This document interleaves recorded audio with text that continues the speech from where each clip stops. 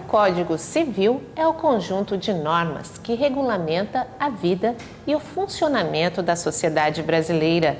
É um importante instrumento de pesquisa e utilização pela sociedade nas suas relações jurídicas que refletem a própria atuação da pessoa humana. Em particular, deve-se prestigiar a sua compreensão e aplicação no cotidiano, objetivando a obtenção de maior justiça e equidade na convivência social. O Cidadania em Pauta de hoje tem como tema o Código Civil e o nosso convidado é o professor universitário Daniel Baggio. Eu queria agradecer a sua presença aqui. Eu que agradeço, Fátima. É motivo de muita satisfação poder estar aqui com você. Bom, Daniel, desde quando existe o Código Civil? Bem, o Código Civil que atualmente vige é uma lei de 2002, mas que só entrou em vigor no ano de 2003. Esse novo Código Civil revogou um Código Civil anterior, que data do ano de 1916, portanto, uma legislação bastante antiga e que se contrapõe em muitos aspectos a essa nova legislação que hoje vige. Bom, esse é de 1906, 1906, é isso? 16. 16. Bom, houve um anterior também, né? Não. Sim, na verdade, antes do Código Civil de 1916, vigiam no Brasil muitas legislações da época do Império. Sim. Após ela, outras legislações foram criadas, internas no Brasil, mas nenhuma delas unificando todas as regras relacionadas ao direito civil. O Código Civil 16, portanto, foi o primeiro grande diploma legislativo que unificou um conjunto de regras que regulamentam a vida da sociedade e do cidadão, o seu dia a dia. O que de fato tem no Código Civil? Quais são as normas que ele integra? Como eu sempre digo, o Código Civil pode ser chamado de Estatuto do Cidadão, porque ele regula de modo bastante completo praticamente todas as relações que as pessoas, que os particulares firmam em sociedade, na sua convivência. O Código Civil contém regras de início a propósito das pessoas, dos bens,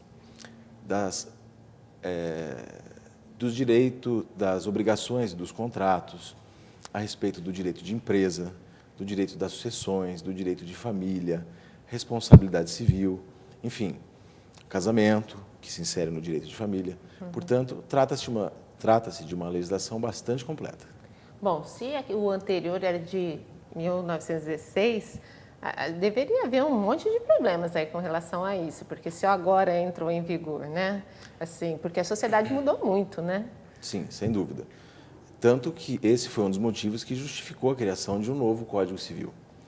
Afinal, uma legislação de 16 já não combinava mais com as necessidades do nosso cotidiano. De 1916, todos percebemos, passamos por muitas evoluções e essas evoluções não foram, por assim dizer, transportadas para o campo legislativo no momento oportuno. É certo que antes desse novo Código Civil, de 2002, com vigência em 2003, foram criadas várias leis que foram alterando, em parte, o Código Civil de 1916. Mas, até um certo ponto, era necessário mesmo reexaminá-lo por inteiro, criar uma nova legislação completa e que revogasse a legislação anterior. Quer dizer, o Código Civil não é um trabalho exato, ele está sempre modificando. Isso vão chegando novas leis, isso é sempre, por exemplo. A lei determina a sociedade ou a sociedade determina a lei? Aliás, esse é um problema muito comum no Brasil. Uma imensa quantidade de leis no Brasil são criadas com a finalidade de mudar, de alterar comportamentos sociais. Quando em muitos outros países, notadamente nos países desenvolvidos, são os comportamentos sociais que motivam a criação da lei. Então, na verdade, isso acaba gerando até um problema de aplicabilidade social, de eficácia social da lei. Aquele caso da lei, a lei pegou ou não pegou, exatamente. Né? No Brasil, são múltiplas as legislações que não tiveram uma aplicabilidade social esperada. Isso acaba gerando dificuldades para o convívio social, sem dúvida. E sabendo desse fato, por que ainda se insiste em fazer esse tipo de coisa?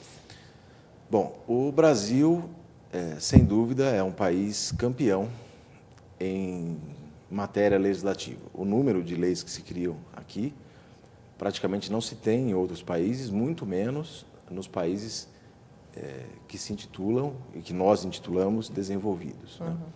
Eu penso que é uma questão de cultura política, cultura legislativa, e também, em parte, relacionada a um processo de evolução e desenvolvimento pelo qual nós passamos.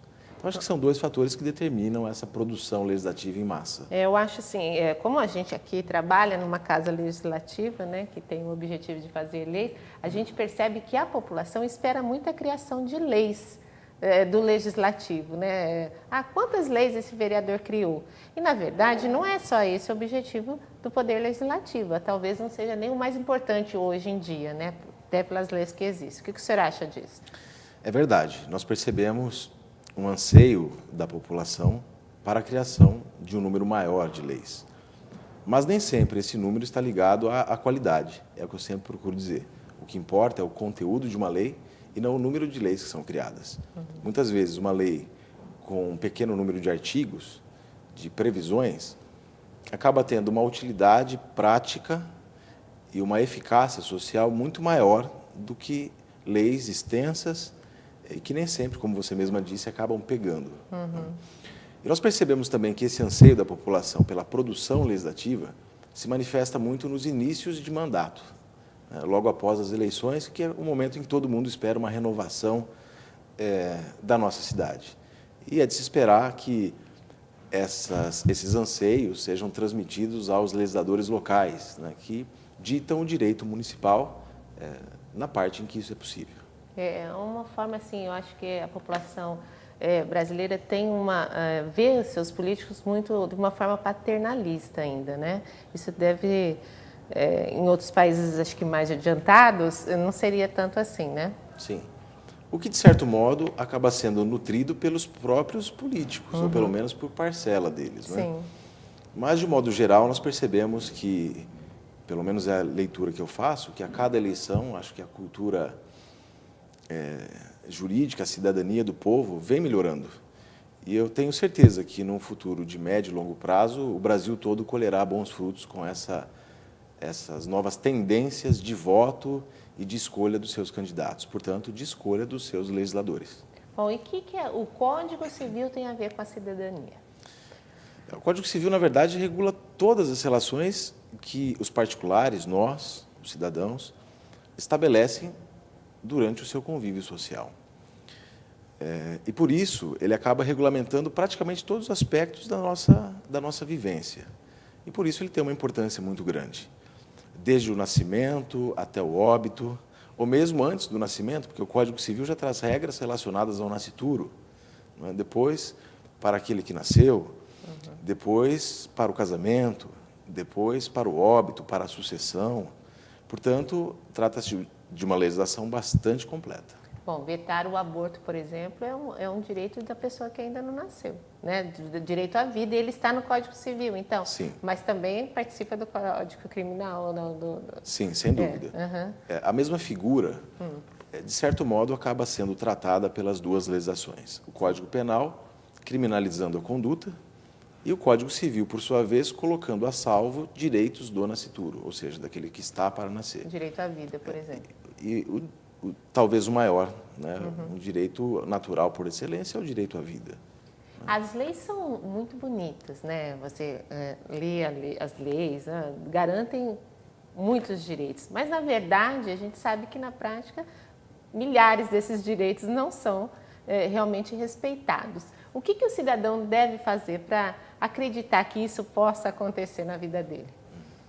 Eu acho que a aplicação dos direitos na prática está diretamente relacionada ao grau de cultura do povo.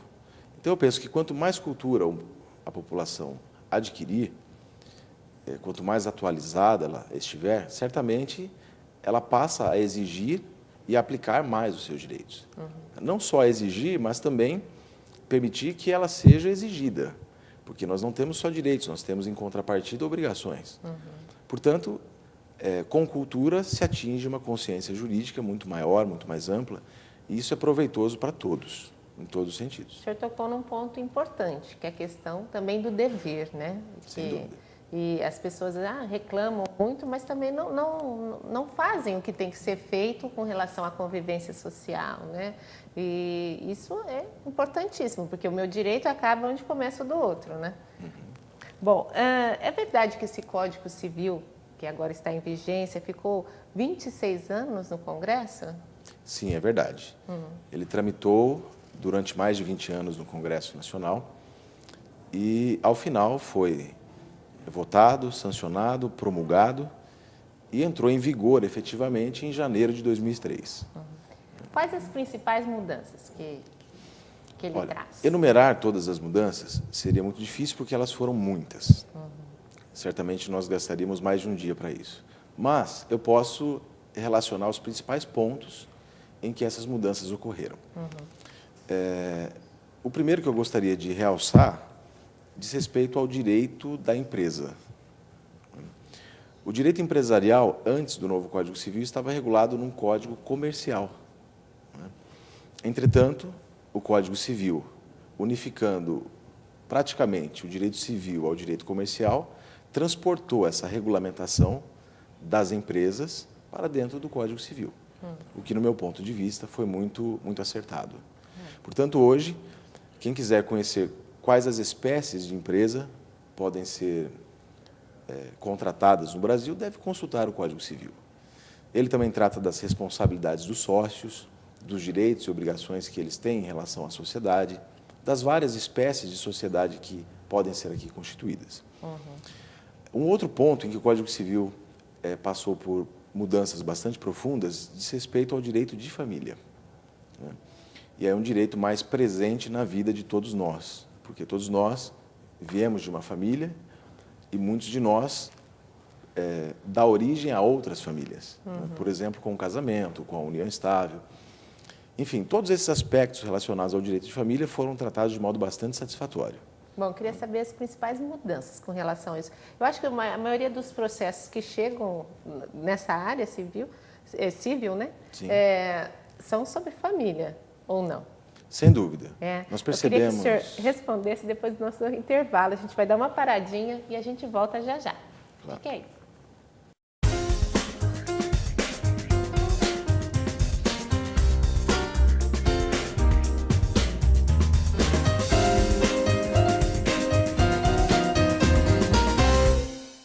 Tem dois jeitos de conter as mudanças climáticas. O primeiro jeito, você se torna um cara popular, inicia uma carreira política meteórica, se candidata a cargos públicos, é eleito presidente, transforma o país numa superpotência. E aí, convence os outros países a parar de poluir o planeta. E o segundo jeito de conter as mudanças climáticas? Use só lâmpadas fluorescentes. Salvar o planeta. É agora ou agora. Audiodescrição. Eu não sou diferente de ninguém. Quase todo mundo faz assim. Eu me viro bem melhor quando tá mais pra bom que pra ruim. Não quero causar impacto, Nem tampouco sensação. O que eu digo é muito exato. É o que cabe na canção. Eu não sei viver triste sozinho. É a minha condição. Iguais na diferença. Campanha pela inclusão das pessoas com deficiência.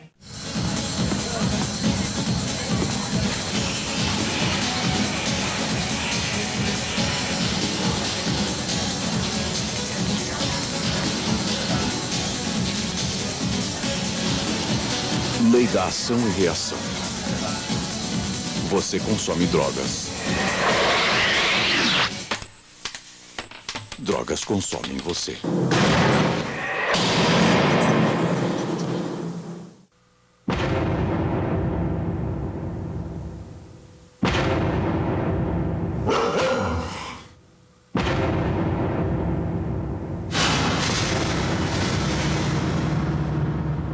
Fraternidade e segurança pública.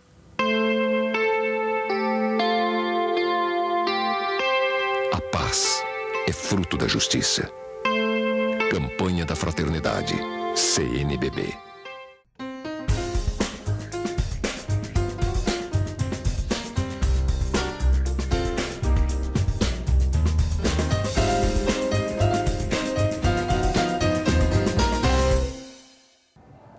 Hoje o assunto do Cidadania em Pauta é o Código Civil e o nosso convidado, o professor universitário Daniel Baggio. Bom, Daniel, a gente acabou o bloco anterior perguntando sobre a questão da família, como que as mudanças que tiveram no Código Civil. Foram muitas? Sim, sem dúvida. Embora muitas, grande parte dessas mudanças já era aplicável. E por quê? Porque, como disse, o nosso Código Civil anterior é de 1916. Mas, em 1988, veio a nova Constituição Federal. Sim. Que, por exemplo, eliminou qualquer possibilidade de diferenças em direitos e obrigações entre homens e mulheres, entre marido e esposa. Portanto, a própria Constituição Federal já havia alterado substancialmente as regras do direito de família.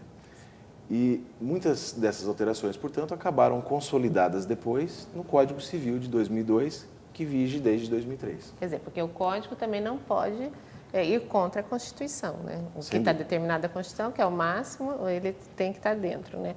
Bom, e a questão do direito das sucessões? Houve alguma diferença nesse ponto? Sim, as diferenças são muito significativas. Eu posso até destacar aquelas que eu julgo principais. O Código Civil anterior possuía, por exemplo, uma ordem de vocação hereditária.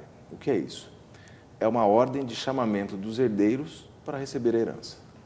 Em primeiro lugar, historicamente, sempre estiveram os descendentes. Falecendo alguém, a herança transmite-se a eles. Para os filhos. Exatamente. Para os filhos, para os netos, bisnetos, nessa ordem. Em segundo lugar, os ascendentes. Não havendo descendentes, a herança vai, por exemplo, para os pais, para os avós, bisavós e assim sucessivamente. O novo Código Civil inovou justamente aí.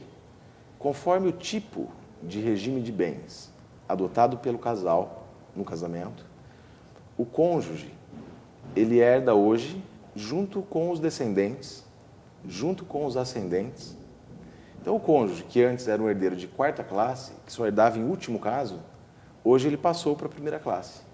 De modo que, em alguns casos, havendo o falecimento do marido ou da mulher, o outro consorte vai herdar junto com os filhos, por exemplo. Quer dizer, a outra parte vai ser dividida entre o marido ou a mulher e mais os filhos, né? Por exemplo, vamos imaginar que duas pessoas eram casadas na comunhão parcial. Na comunhão parcial, há uma comunhão patrimonial, mas só daquele patrimônio que foi adquirido após o casamento e de modo oneroso. Vamos imaginar, então, que o marido faleça. A mulher já tem o direito à metade do que foi construído onerosamente durante o casamento. Mas agora ela vai herdar uma parte da metade que cabia ao marido junto com os filhos. E ela vai dividir, portanto, a metade do marido e concorrer com a prole, se for o caso.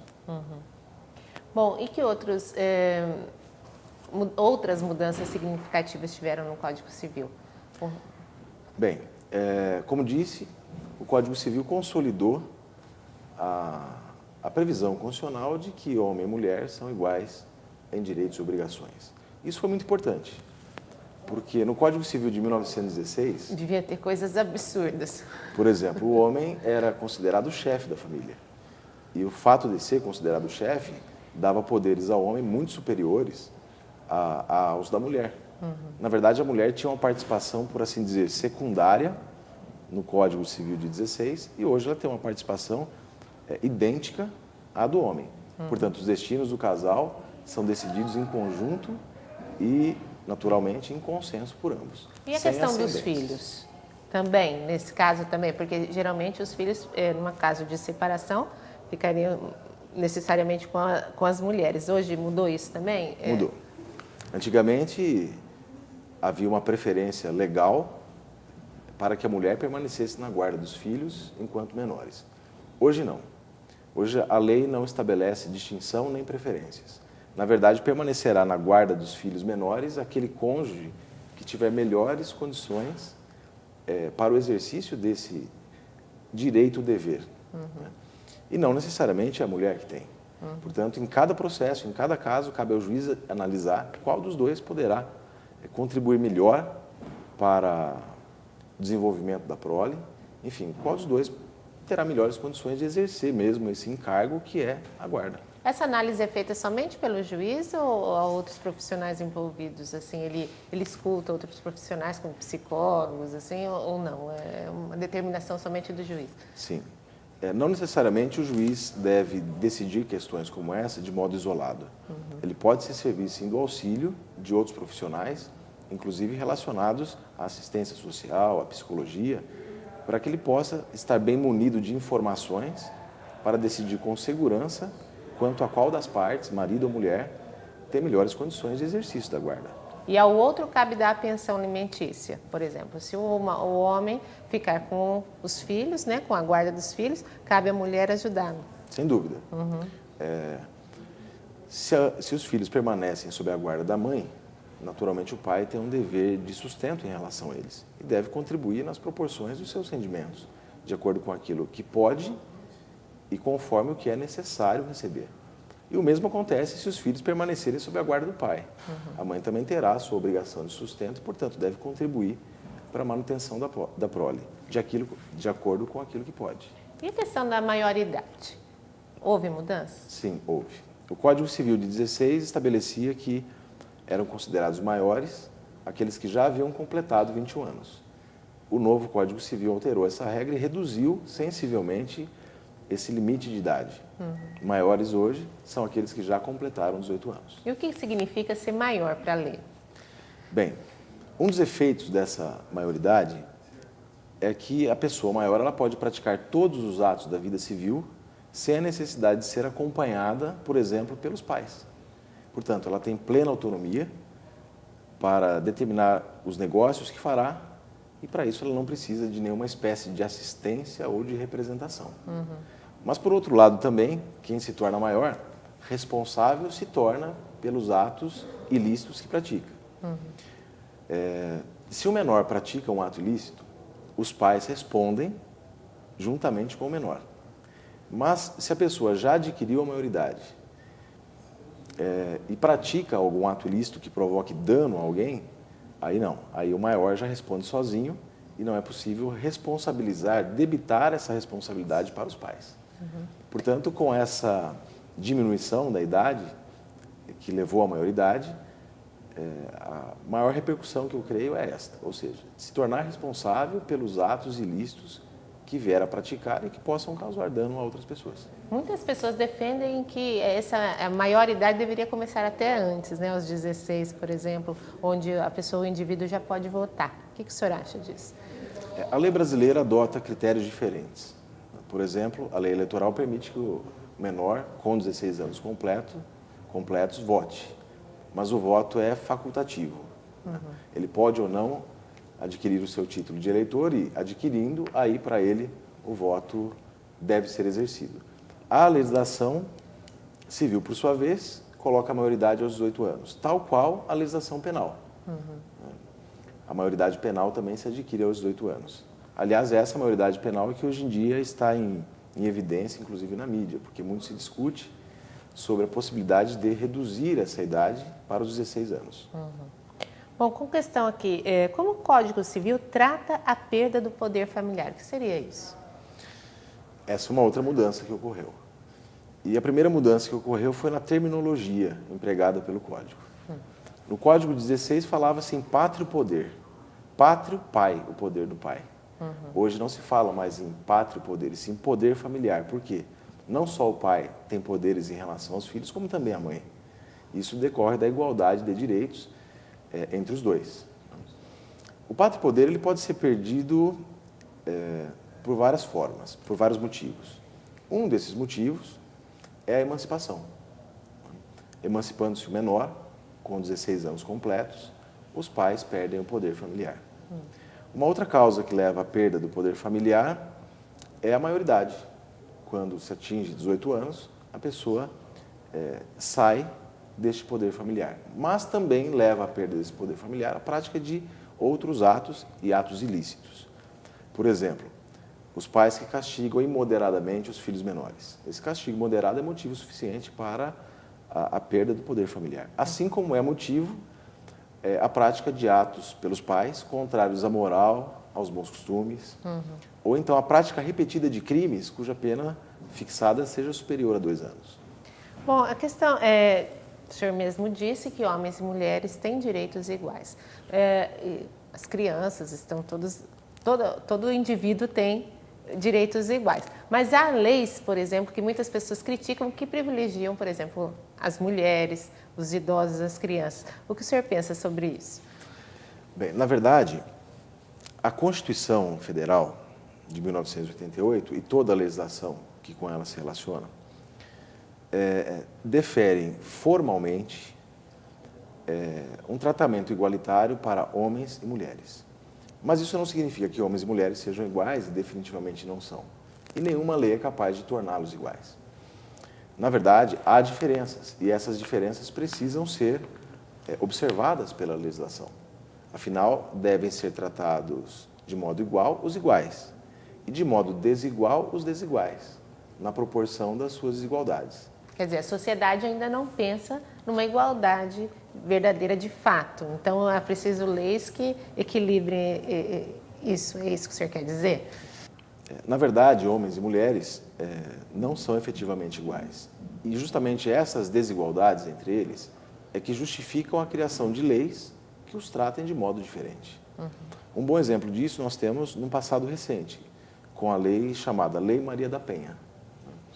A Lei Maria da Penha pune a prática de lesões corporais praticadas no ambiente doméstico. E a grande destinatária dessa lei, a grande protegida por essa lei, é a mulher, não o homem. Por quê? Porque seguramente entre homens e mulheres há diferenças. E fisicamente, muitas vezes economicamente, a parte mais frágil e não raro submissa é a mulher.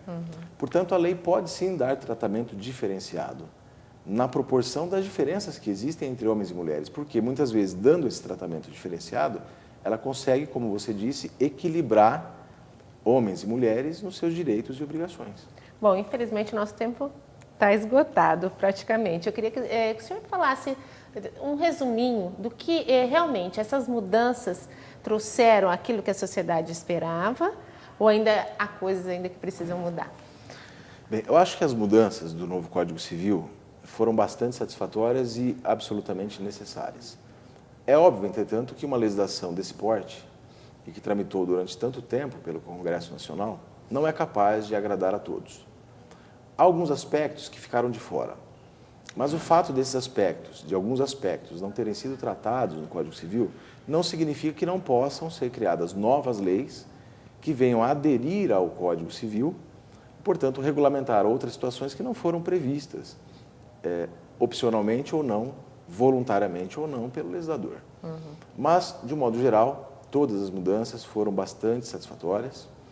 Outras certamente virão, num futuro próximo, eu creio. Mas isso é uma decorrência natural da evolução da sociedade. É importante que essas novas normas sejam divulgadas para as pessoas se entenderem também, né? Sem dúvida. Eu agradeço mais uma vez a sua presença. Eu que agradeço. E eu agradeço também você que esteve aqui com a gente até agora e espero você no próximo programa. Até lá.